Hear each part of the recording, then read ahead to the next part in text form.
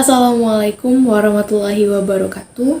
Bertemu lagi dengan saya Adinda dari Komunikasi Penyiaran Islam kelas 2A dengan NIM 120050005. Di sini saya akan menjelaskan terkait materi, yaitu tentang fungsi bimbingan. Nah, yang mana istilah dalam komunikasi Islam, fungsi bimbingan ini disebut dengan irsyad.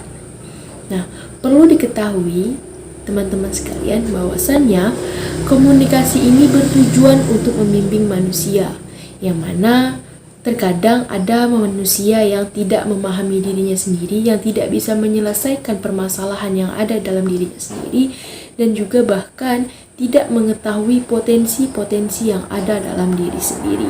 Nah, maka dari itu perlu adanya bimbingan sehingga ketidaktahuan terhadap potensi atau bahkan ketidakmampuan dalam menyelesaikan masalah itu dapat terselesaikan melalui cara dibimbing terlebih dahulu, seperti itu.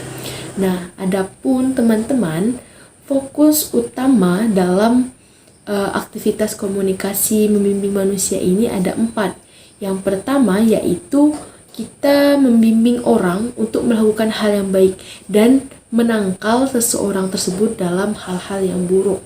Jadi dalam fokus pertama yaitu kita bimbing terlebih dahulu orang ini ke jalan-jalan yang baik, Selanjutnya kita cegah orang ini atau klien atau seseorang ini untuk tidak melakukan hal-hal yang buruk. Nah, fokus pertama ini dilakukan terhadap orang-orang yang memang belum terjerumus dalam permasalahan tersebut. Jadi kita bimbingnya dengan jalan yang baik dan kita mencegahnya ke jalan-jalan yang buruk, seperti itu. Lalu fokus yang kedua ada yaitu memperbaiki dan memulihkan kondisi mereka yang sudah rusak. Nah, ini terkhusus kepada orang-orang yang mungkin sudah terjerumus dalam permasalahan-permasalahan yang ada. Jadi di sini kita perbaiki terlebih dahulu, lalu seperti itu baru kita pulihkan kondisi diri mereka yang sudah rusak dengan cara dibimbing dengan hal-hal yang baik. Lalu fokus yang ketiga adalah mengarahkan orang untuk menemukan potensi yang mereka miliki. Nah, di sini terkadang ada orang dia memiliki potensi, namun dia tidak menyadari potensi yang ada dalam dirinya sendiri. Maka dari itu, disinilah perlunya adanya bimbingan sehingga mereka menyadari potensi yang ada dalam diri mereka. Lalu fokus yang keempat yaitu mengembangkan potensi mereka agar lebih maksimal. Nah, setelah kita bimbing untuk mengetahui potensi mereka, potensi yang dimiliki masing-masing oleh mereka, selanjutnya yaitu kita mengembangkan potensi yang ada dalam diri mereka untuk memaksimalkan potensi tersebut. Nah, dalam hal ini juga manusia itu dilahirkan dalam keadaan fitrah. Memang pada dasarnya manusia itu dilahirkan dalam keadaan fitrah, namun dalam keadaan fitrah tersebut memungkinkan atau berpotensi membuat manusia-manusia itu atau orang-orang itu rusak. Karena dalam diri manusia itu ada potensi fujur atau potensi tidak baik. Jadi ketika faktor-faktor luar ini memberikan kesempatan, memberikan peluang kepada manusia-manusia atau orang-orang tersebut untuk melakukan hal-hal yang tidak baik, lalu ditangkaplah oleh potensi yang ada dalam dirinya itu, potensi fujur itu, maka terjadilah hal-hal yang tidak baik. Maka dari itu manusia adalah tempatnya kesalahan, seperti itu.